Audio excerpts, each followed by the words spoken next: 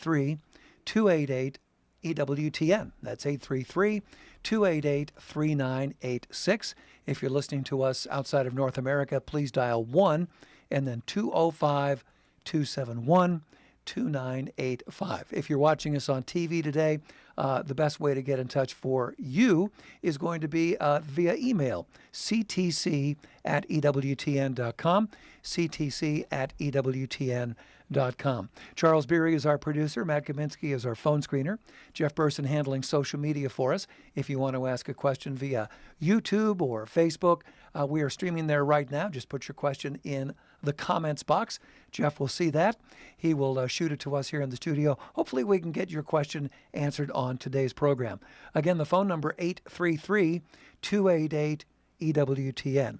I'm Tom Price along with Dr. David Anders. Tom, how are you today? I'm very well. Do you think it's too early to start talking about Christmas? Let's talk about Christmas. Let's do that. We're going to lead off today with an email about, this is actually from Mary, who says, why did the Holy Family have to stay in a stable? Well, according to the text, there was no room at the Holiday Inn, the Hyatt, the Marriott. You know, they were all sold out, Booked up. Yep, So that's what we have to go with. that's right. That's what the text says. Very, very clear. Another one here from Andrew.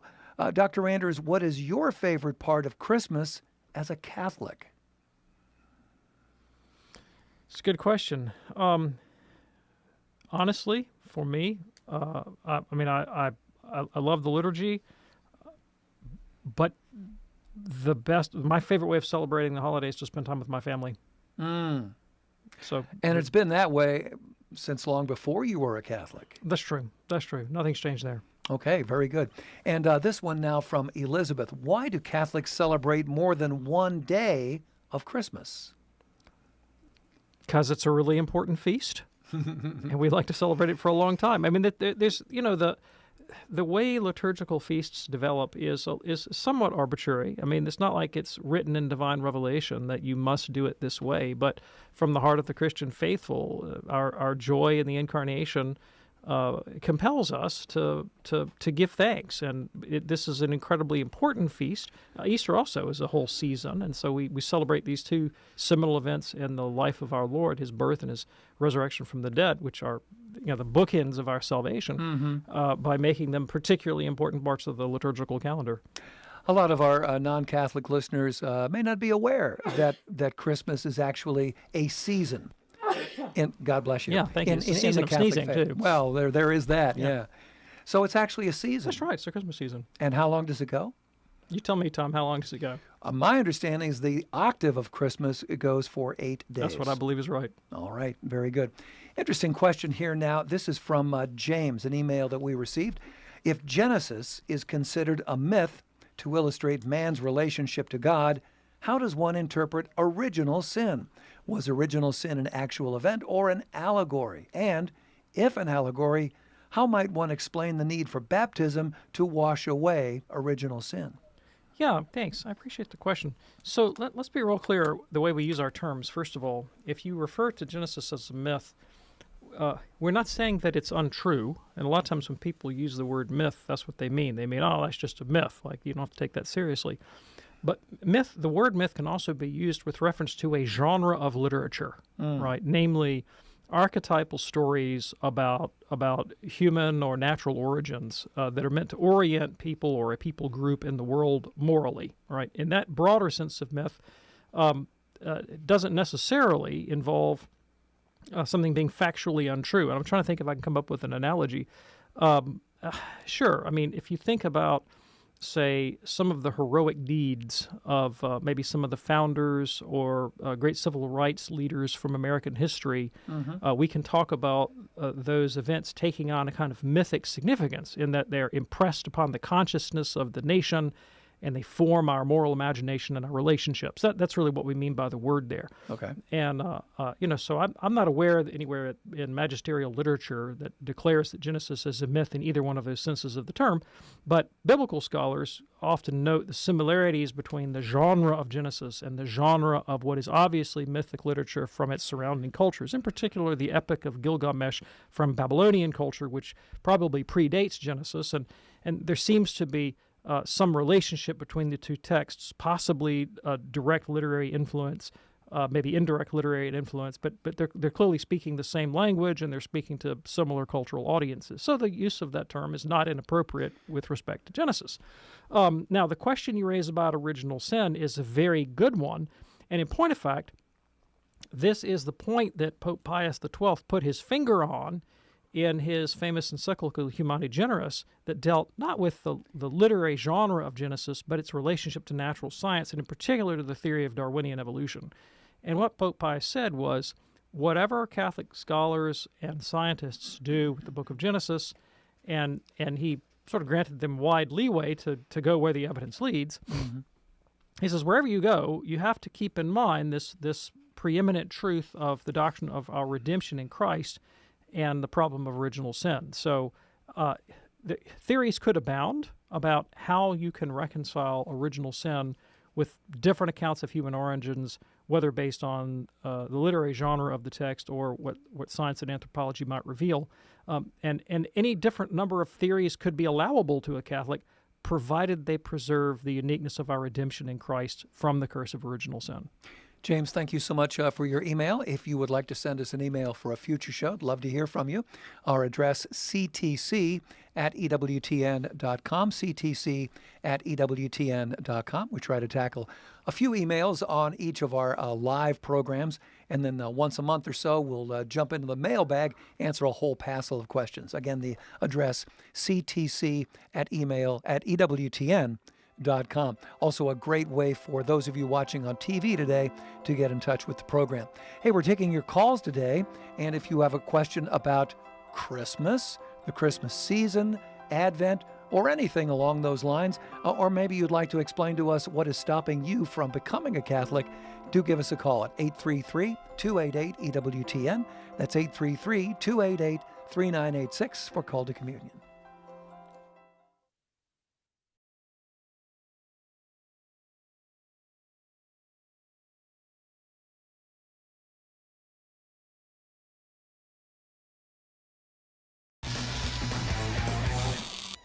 Welcome to Catholic Blitz. Father John, you're on the hot seat. Are you ready? Ready, willing, and able. We have a question for you. Why can't women be ordained? You have 1 minute to answer. Go. Well, the quick answer is that Jesus didn't ordain any women. 12 apostles were all men, and that's why the church will not ordain women. But also, we have a longer answer from Pope John Paul the Great. In 1994, he wrote a wonderful document called Ordinatio Sacerdotalis that made it very clear the church has no authority to change which is the substantial element of a sacrament. So just as in baptism you have to use water, you can't use milk. Holy Eucharist, you must use wheat bread and grape wine. You can't use rice cakes or grape juice. Likewise, for holy orders, it must be a baptized male who acts in persona Christi. And this is from sacred scripture and sacred tradition. And that's why women can't be ordained priests. Good job.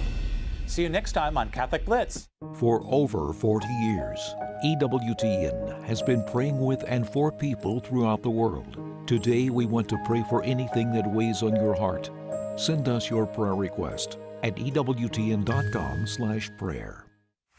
EWTN, the Global Catholic Network.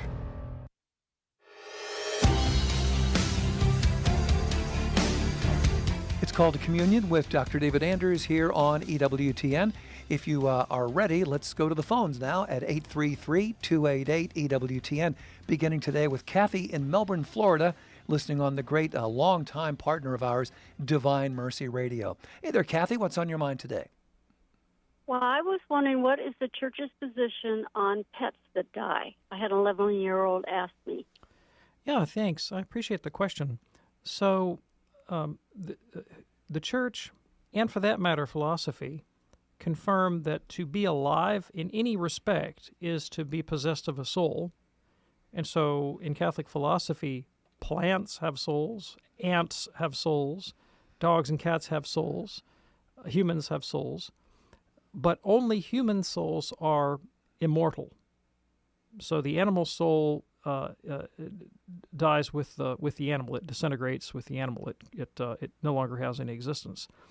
And Christ became incarnate in the human nature. He assumed a human nature for the redemption of the human race. He did not become incarnate in the nature of a dog or a cat or a horse or any other irrational beast. And so there's no expectation that an animal can enjoy the glory of the beatific vision through sanctifying grace the way a human can. That being said, part of the promise of redemption is that God will renew the natural world. And so we look forward at the coming of Christ to a new heavens and a new earth inhabited by humans in new bodies, resurrected and restored and glorified bodies. We don't know much about what will occur in that renewed physical world, but I think one could speculate reasonably that it might very well include animals. One of the reasons that God created a diverse universe of different species, of millions of different species, is that even a million times a million species would not be enough glory and beauty to fully illustrate the glory and beauty and majesty of God. Amen. And so, if this world, in all of its manifold glory, is a pale imitation of the glory and beauty of God, how much more the next? How much more the next? Will that translate into the specific resurrection of your particular pet? I have no idea. It's within the competence of God to do that. Okay. And I'll tell you something that my own father told me when I was a very small child and I lost a pet.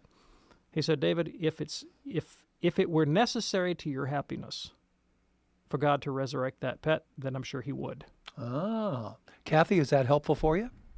Yeah, that's great. Thank you so much. Thank you. You are most welcome. That opens up a line for you right now at 833-288-EWTN. Looks like one line open, two lines open right now, 833-288-3986. If you're watching us on TV today, do shoot us an email. The address for that, ctc@EWTN.com.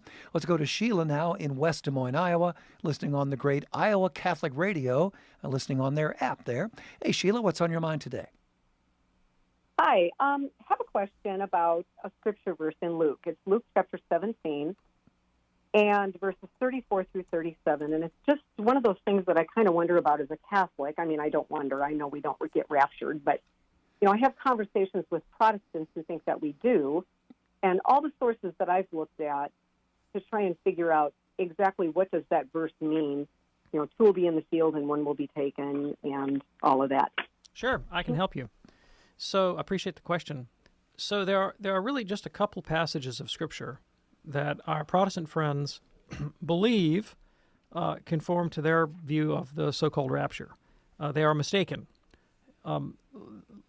Let me give you a parallel text from the Gospel of Matthew that I think will illuminate Luke 17. Jesus writes in Matthew 24, verse 36 and following, or Jesus doesn't write, but Jesus says, but about that day or hour no one knows, not even the angels in heaven nor the Son, but only the Father. As it was in the days of Noah, so it will be at the coming of the Son of Man. For in the days before the flood, people were eating and drinking, marrying and giving in marriage, up to the day Noah entered the ark. And they knew nothing about what would happen until the flood came and took them all away. So the people who are taken away are those that are punished for their sins, and the earth is cleansed of their filth and wickedness. And the analogy to baptism that Peter draws in 1 Peter 3 says the flood of Noah is an allegory for Christian baptism that washes away the impurity from our souls. Right? And so the way dispensational Protestants, the way rapture Protestants read that text is that the righteous are taken away, spirited away in heaven for 7 years while the Great Tribulation happens and are returned with Jesus for a third time at the second coming, at the third coming of Christ at the end of time. When the text actually says the exact opposite, that it is the wicked who will be taken away and the righteous who will be left behind. That's not the way, that fiction series that came out from Tim LaHaye and Jerry Jenkins called Left Behind, purported to, suggested that the righteous, that the believers would be taken away to heaven and the wicked left behind. The text says the exact opposite.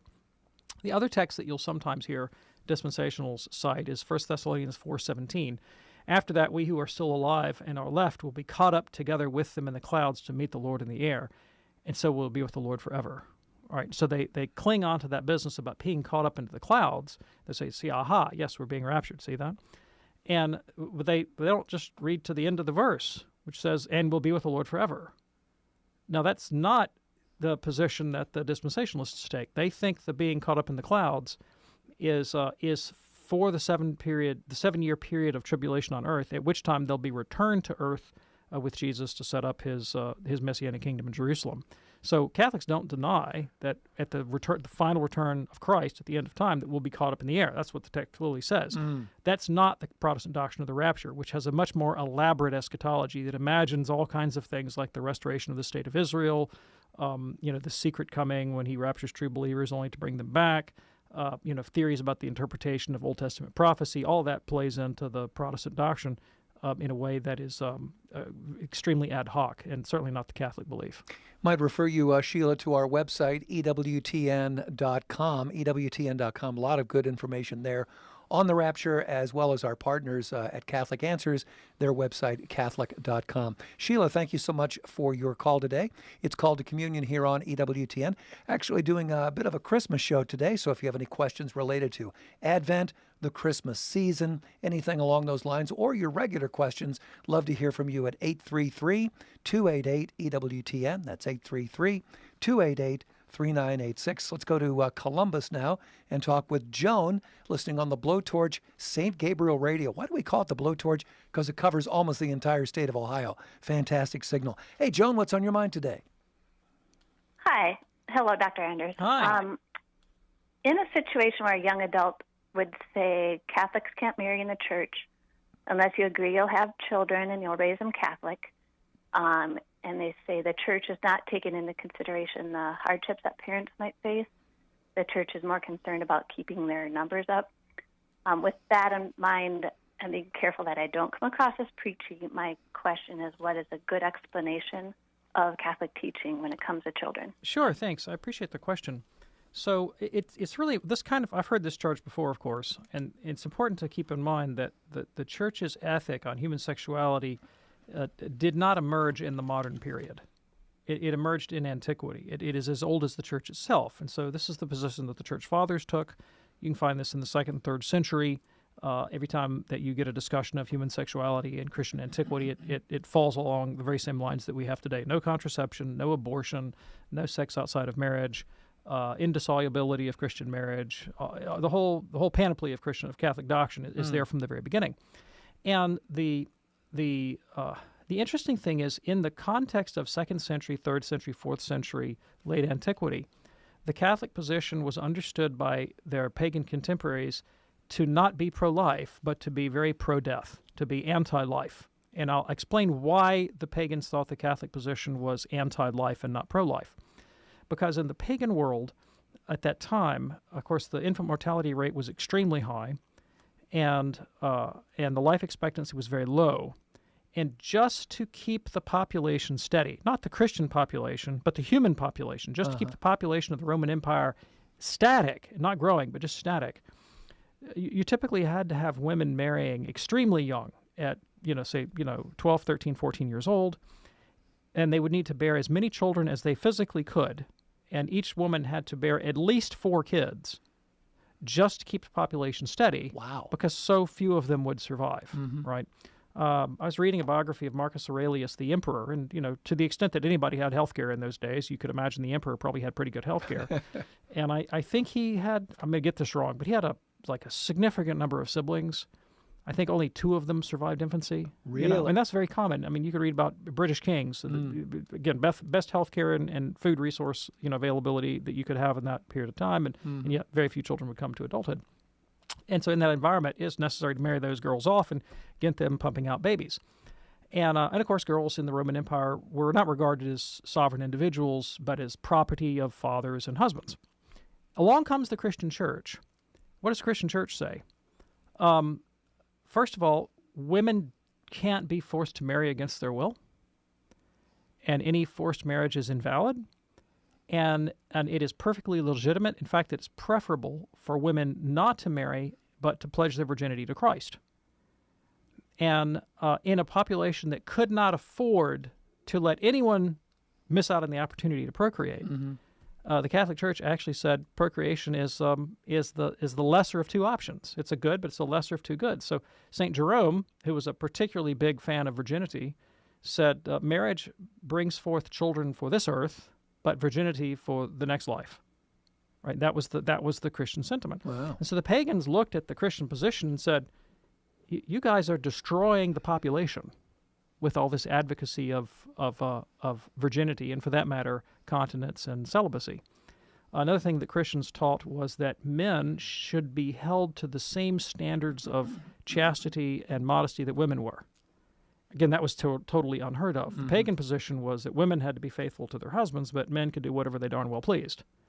And the Christian church said, no, actually, men have to be continent and faithful to their wives. That also would reduce the numbers, because you know something about how populations grow, and you know how many children a man can potentially have in a lifetime versus women. If you restrict a man to one woman, it has a dampening effect on the growth of the population. Sure. So the Catholic ethic was very anti-population growth in that sense. Contraception in the ancient world was a horrific affair, and it would be unseemly to describe on the air in mixed company the kind of techniques that were used to prevent pregnancy.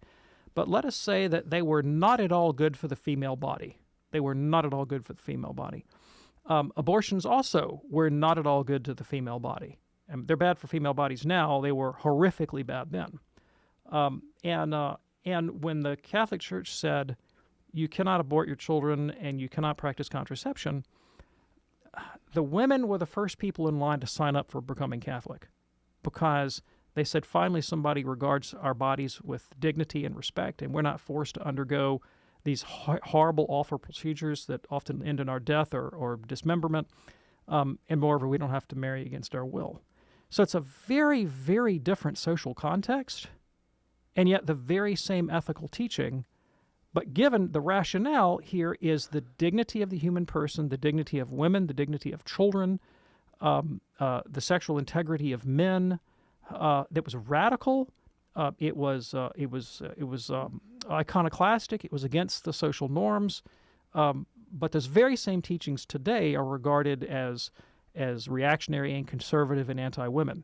But I think the antiquity of the teaching, and you see in its social context what it meant, just belies the charge that the church's motive is cynically somehow to boost its numbers. Joan, a great question for you. Thank you. Thank you so much for it. I'm glad that Dr. Anders could unpack that for you today here on Call to Communion on EWTN. Let's quickly go now to Rick in Minnesota, listening on the great Real Presence Radio. Rick, what's on your mind today, sir? Well, I'm surprised at how pertinent this stupid question is going to be, but I don't know if you get it from the screeners, but the reason this question is answered is, I can only ask one question a month. And it's kind of been referring to Pope Francis's bemoaning of neo-Gnosticism in, I guess, society or discussion, or maybe even the church.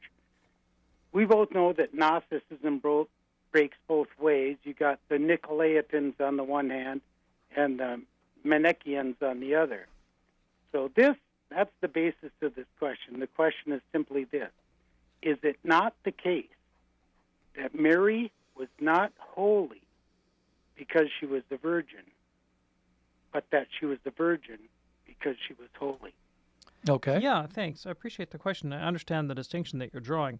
So virginity does not make you holy. It's possible to be a virgin and to be a sinner. A holiness requires you to live your vocation, your state of life, with charity. Mm-hmm. For some people, that vocation is celibacy and chastity. For some people, that's marriage. In the case of the Blessed Virgin Mary, it happened to be both of them, right? So because she was holy, she was able to live her vocation of virginal mother with utmost purity and charity. But someone else could be holy and live the vocation of marital life and normal marital relationships. Another person is going to live the holiness in consecrated virginity. All right. And Rick, thanks so much for your call today. We have sold out phones today, so I'm not going to give you that phone number, but let me do tell you what's coming up. We're going to be talking with Ty, a first-time caller in Lincoln, Nebraska. Also, Nikki, a first-time caller in Mesquite, Texas. Also, Luana. Rita is a first-time caller in New Jersey. We also have a question from Matthew in the UK watching us on YouTube today. And maybe there will be a line opening up for you as well later on in the hour. Our phone number, 833-288-EWTN. If you have a question for Dr. David Anders, 833-288-3986 for Call to Communion. Do stay with us. EWTN Global Catholic Network is the largest religious media network in the world. 11 global TV channels, English and Spanish radio networks with over 500 AM and FM radio affiliates, one of the largest Catholic websites in the world, dozens of podcasts every week, social media, electronic and print news services, and EWTN Publishing. EWTN is the global Catholic network. For more about EWTN, visit EWTN.com. Hi, I'm Doug Keck. This is an EWTN bookmark brief, speaking with my good friend and author Deacon Harold Burke-Sivers about a wonderful book, Building a Civilization of Love, a Catholic Response to Racism, again published by Ignatius, available through our EWTN Religious Catalog. Okay, a Catholic Response to Racism. What does this book encompass? I talk about the kind of a little bit of the history of racism in the Catholic Church. I talk about certain ideologies that are brought into the discussion that really make things worse and not better. But really what I want to do here is show that Catholics can take the lead in being the ones that everyone else can look to and say, look what the Catholic Church is doing with this issue of race. Jesus came to save people and bring people the message of love and intimacy and communion. And with that attitude, we can really work to break down walls of racism in the church. Excellent. Thank you, Deacon Harold Burke-Sivers. Building a Civilization of Love, the Catholic Response to Racism. Again, available through our EWTN Religious Catalog. This has been an EWTN Bookmark Brief. Thanks for stopping by. Hope to see you next time. Stay up to date on the latest EWTN TV and radio shows, books, art, CDs, and DVDs when you sign up for Wings, our weekly e-newsletter. Get Wings today. Go to EWTN.com and click subscribe. Hi, this is Janet Williams. You don't have to be a woman to enjoy Women of Grace tomorrow at 11 a.m. Eastern here on EWTN Radio. Now back to Call to Communion with Dr. David Anders.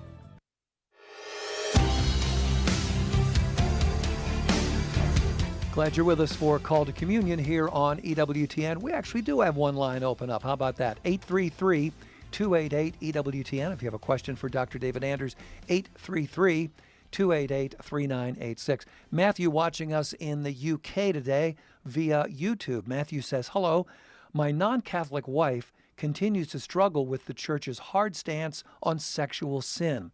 It is difficult to explain how other commandments like lying are more easily seen as white lies or smaller matters, even if God is the God of all truth and any lie offends him. So why is it then that most commentators stress all sexual sin is grave, when other sins, just as central to God, can be lesser? She sees an inconsistency that I can't explain satisfactorily. Please note she does not dispute church authority or the modern culture, just this inconsistency. Any help would be appreciated. Thanks. That's again from Matthew in the UK. Yeah, thanks. So some of this, I think, is an inheritance from American Puritanism and not from Catholic moral theology per se. Really? Right? Yeah. And if you talk to Catholics, devout Catholics, Orthodox Catholics, conservative Catholics, faithful Catholics from other countries, they'll tell you that one of the things that strikes them as odd about the American Catholic experience is the stress in the confessional that's placed on sexual sin to the exclusion of other sins. And I've got a pretty hard right French Catholic friend, who's he's not giving anything away on the Church's sexual ethic. But when I've spoken to him about this question, he said, growing up in France, he would be much more likely to have pressed upon him considerations of social justice. Was he paying his workers fairly? Really? Yes. Was he honest in his business dealings? Was he taking care for the poor? These kinds of things. It's not like the sexual sins weren't there. They were mentioned. They were acknowledged as real. but there was an emphasis on practical charity and justice and social relations that would have sort of predominated in his mentality and in his relationship with the clergy and catechesis and so forth. So what I'm getting ready to say, you need to take this with a grain of salt and put it in context, okay? St. Thomas Aquinas is, of course, regarded as kind of the doctor of chastity. And there's something called the Angelic Warfare Confraternity, which is a group of people who pledge themselves to chastity under the patronage of St. Thomas Aquinas because there's a story from Thomas's life that when he was discerning religious life that he prayed for the gift of continence, and he had a vision of an angel that girded him with this kind of belt of chastity, and that he never had a temptation against chastity from that moment forward in his life. So he was definitely committed. And he died a virgin, and he died, an utterly chaste person in mind and body, right? So don't take anything away from Thomas's chastity. Okay. But in discussing a matter of public policy, Thomas famously argued for the legality of prostitution. Now, he was not in favor of prostitution. Okay. Right? He thought that was a bad thing. But he thought that you can't prescribe every sin. You can't pass a law against every sin because when you're dealing with people who don't live in the state of grace, you have to make prudential judgments about what you can push on them and what you can't, because sometimes you might push too hard and you get a worse result. And so as a kind of concession to human weakness, Thomas said, well, this is an evil, but it's an evil we might have to live with. That was kind of the context. Very few Catholic theologians would take that position today. Like they would say, no, you need to absolutely prescribe. It needs to be illegal. It's totally wrong. My point is that from a policy point of view, the way Catholic moral thinkers have approached concrete moral decision-making in particular contexts can vary somewhat in historical circumstance and other things of that sort, and psychology and all the rest of it. So some of what you're experiencing may just be a function of the American Catholic experience. When it comes to the question of moral theology, you can't say that you can't just rank sins and order them in terms of gravity, because the objective act is something that contributes to the gravity of the act, but so does the intention, and so does the context. The circumstances also affect the morality of the act. That's true for any sin. And so there is a context in which, say, bearing false witness would be a much graver sin than, say, lust. And let me give you an example. Let's say you have to give witness in a capital case. And based on your testimony, somebody's life might be at stake. And you bear false witness. Not out of lust, but for whatever reason. Well, that would be an incredibly grave sin. The circumstances of the act would be an aggravating factor, right?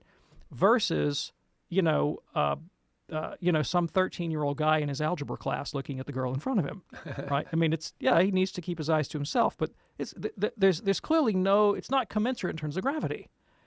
And so I don't think you can do the calculus this way consistently and say that every sexual sin is always worse than every other kind of sin. That's just not true. That's not good logic. It's not good reason. It's not true to Catholic moral theology, and it's certainly not true to history of Catholic experience. Now, when we talk about the gravity of sexual sin, sometimes people want to mitigate the gravity of sexual sin, and they're not talking about the 13-year-old in algebra class.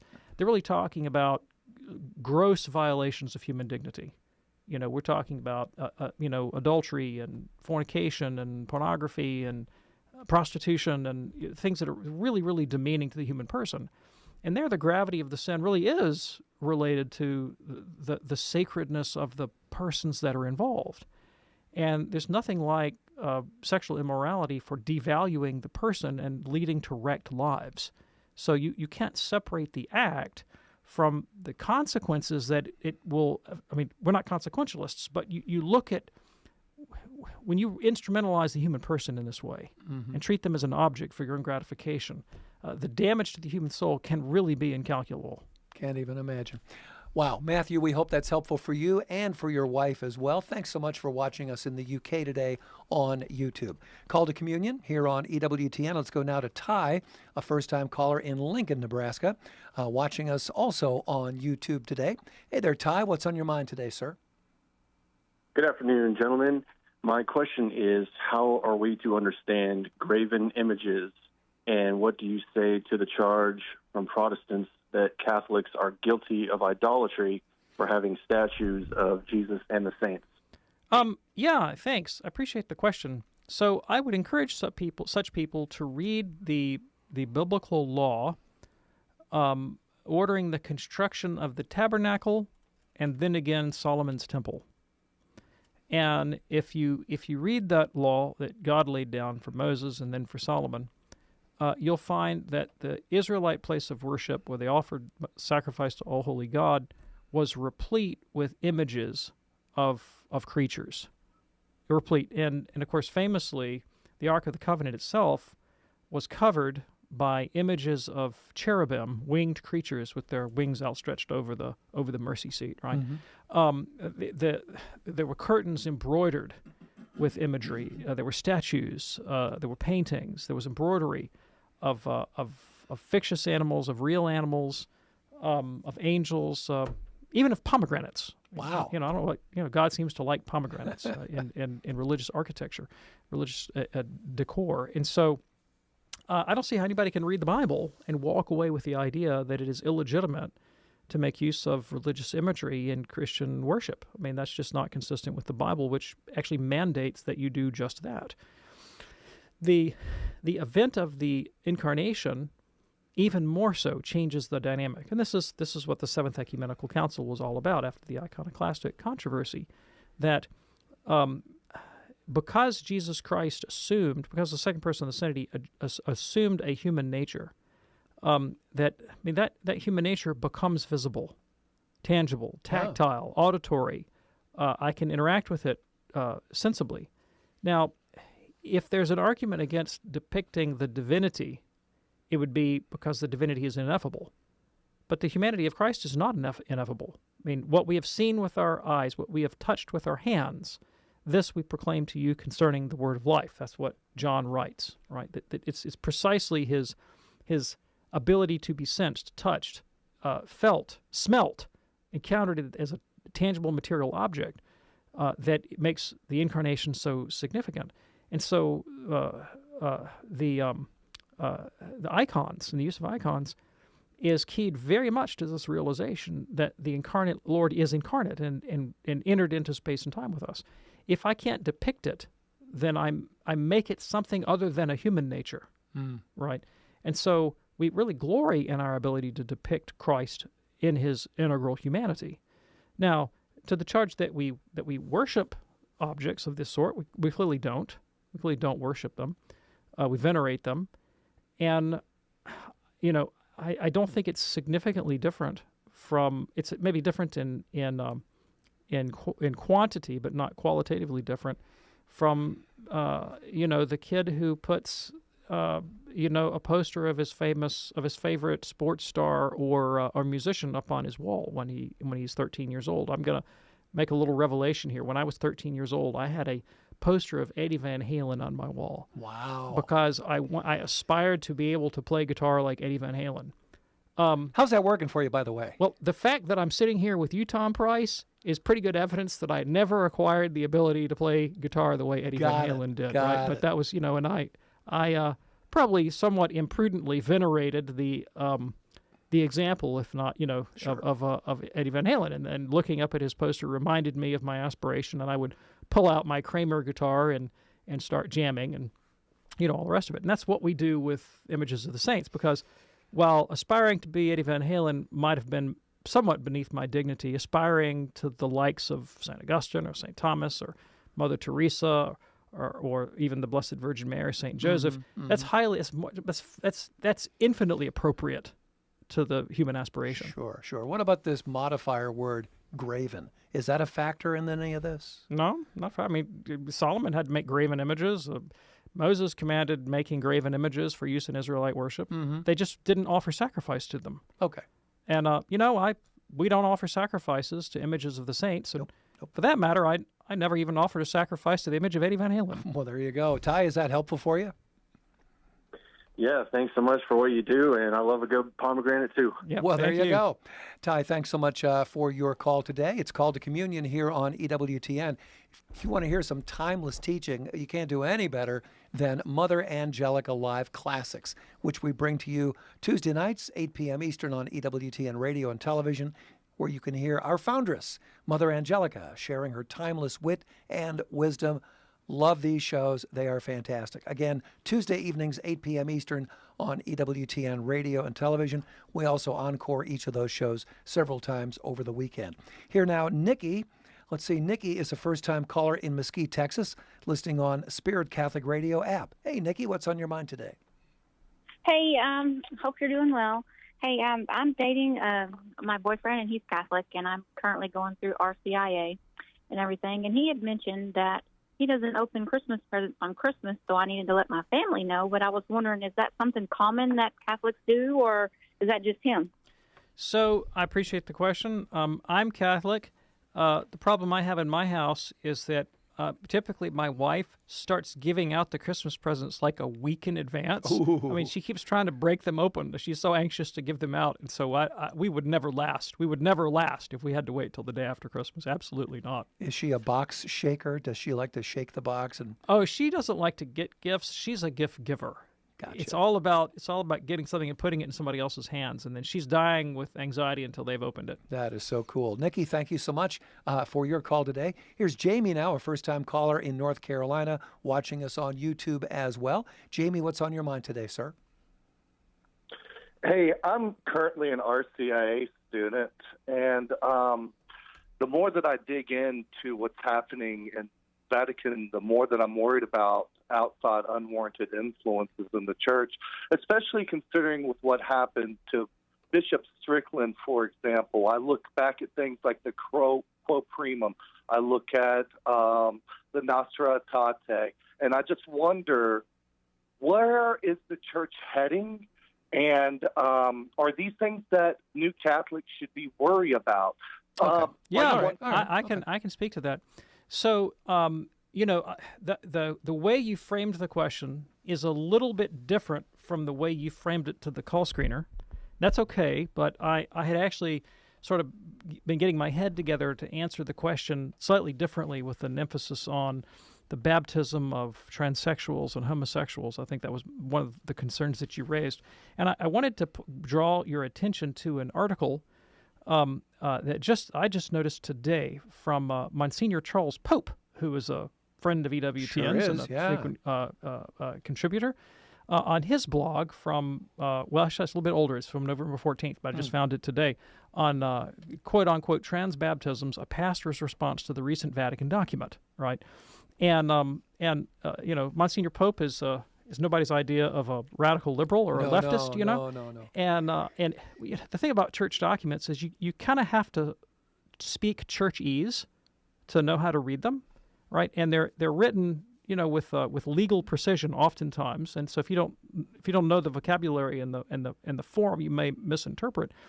And Monsignor Pope offers a strict interpretation of the letter of the document that came out from the Vatican on this, and says if you followed the Church's instructions to the letter, he says it's almost inconceivable that anyone would ever be able to admit someone from one of these categories to baptism, because there are so many accompanying qualifiers.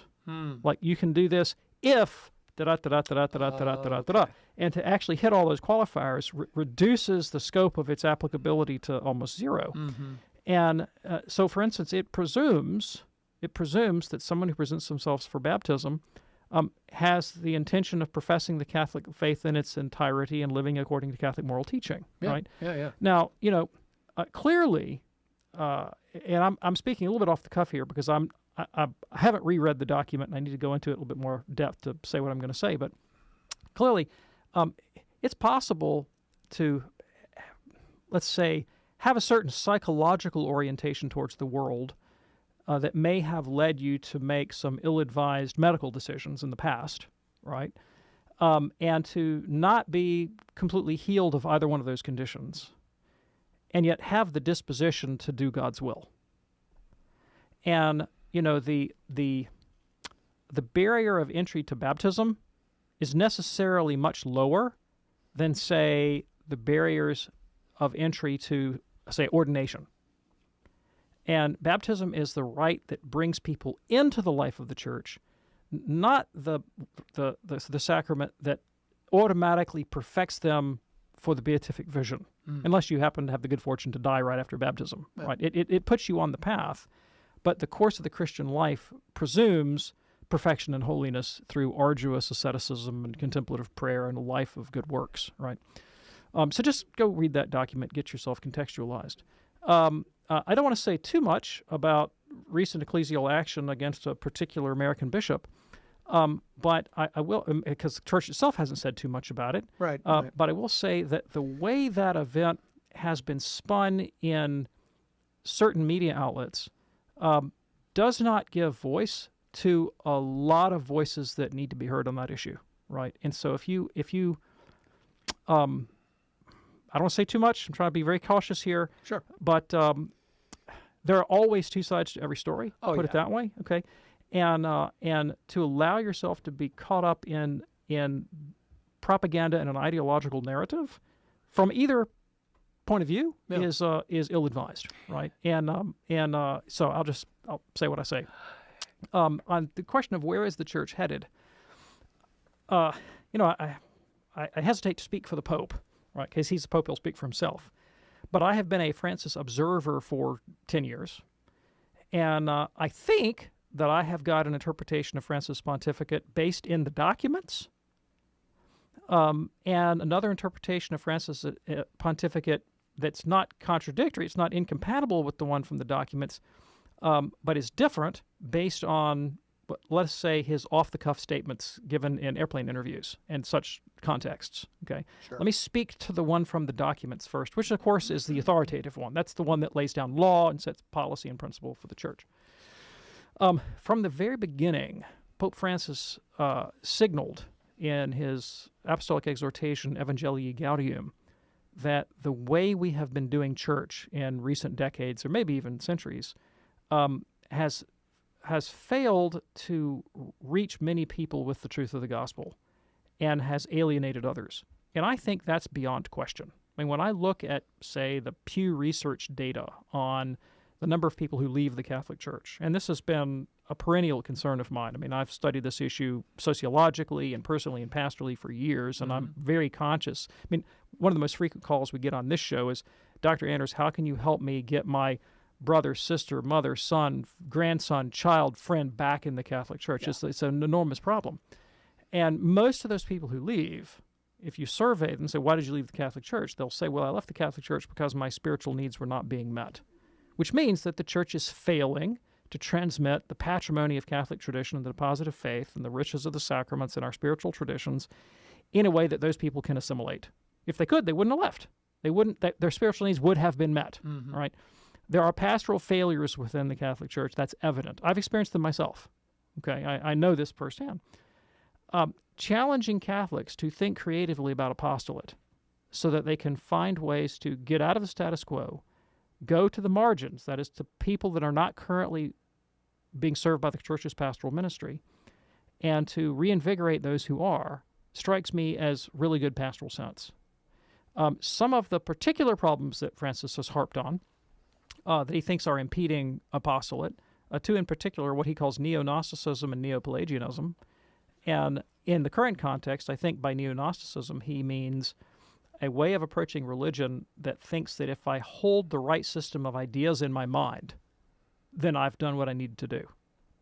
I know that's a problem because I have been guilty of it. I mean, I grew up that way as a fundamentalist, thinking that my number one job as a Christian was to construe the world as accurately as possible based on a biblical worldview and then make sure I can impose that worldview on other people and defeat them rhetorically in debate.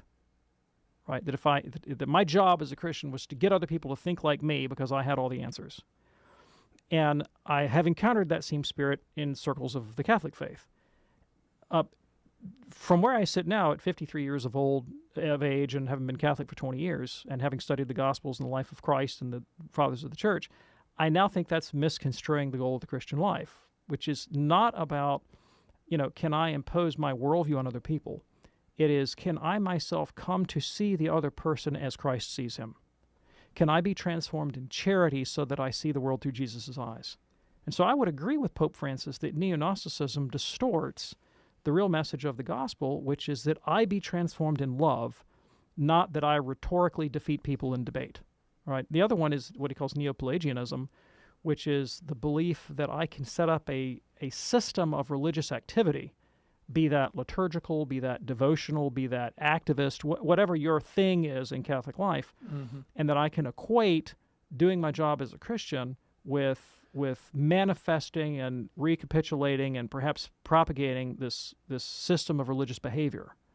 And again, for the same reason that Gnosticism fails, that view of Christian life fails to address the fundamental need of the human person, which is transformation and charity. The best liturgy in the world, the best political activism in the world, the most rabid devotionalist in the world can be devoid of charity. Right. So I agree with those emphases of the Pope. It seems to me to be thoroughly biblical. And I think that is how I understand his pastoral ministry as he has expressed it in text. When Francis speaks off the cuff in airplane interviews, he has told us many times that he doesn't have the same concern for the precision of theological language that some of his predecessors had. And I think he views that as a kind of pedantic nitpicking. And so he's willing to speak spontaneously in ways that have provoked, let us say, confusion in some people's minds.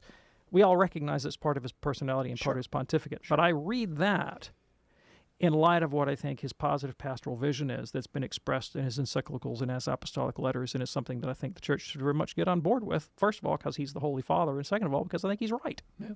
Jamie, thanks so much for your call. Very glad that you're in the RCIA program. One final thing here.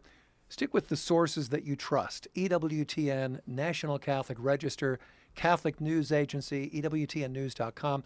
You can't go wrong. You're going to get the straight word there. And I think we have time for one quick one here from Rita, a first-time caller in New Jersey. Rita, we have just about 30 seconds. What's on your mind today? Yes, hi. My mother-in-law has been in the church for about 50 years now, but she does use profanity. She uses a lot of cursing in her speech. And when I ask her about it, when I try to correct her, she says that Jesus doesn't care that she curses, that there's worse sins. And she's always trying to justify the fact that she's cursing. Can you give a little? Sure. Yeah, briefly, and I wish I could talk more about this. So when we talk about cursing, that can include an awful lot of things, right? So it can include, scatological talk, sexually vulgar talk, blasphemous talk. They're not all the same. They're not the same. And clearly, talk that leads another person into sin or into sacrilege would be much worse than other kind of talk, right? And so I really do think it's context dependent, somewhat culturally dependent, and at the end of the day, all of our language should be governed by the rule of charity. Very good. Dr. David Anders, thank you, sir. Thanks, Tom. On behalf of everyone here at EWTN, especially those of you watching on television today, a very Merry Christmas to all of you. We're looking forward to a great 2024 to spend a lot of time with you answering these questions that you have on your mind. For all of us here at EWTN, I'm Tom Price along with Dr. David Anders. Thanks for joining us. We will see you next time here on EWTN's Call to Communion. Have a great day. Merry Christmas. God bless.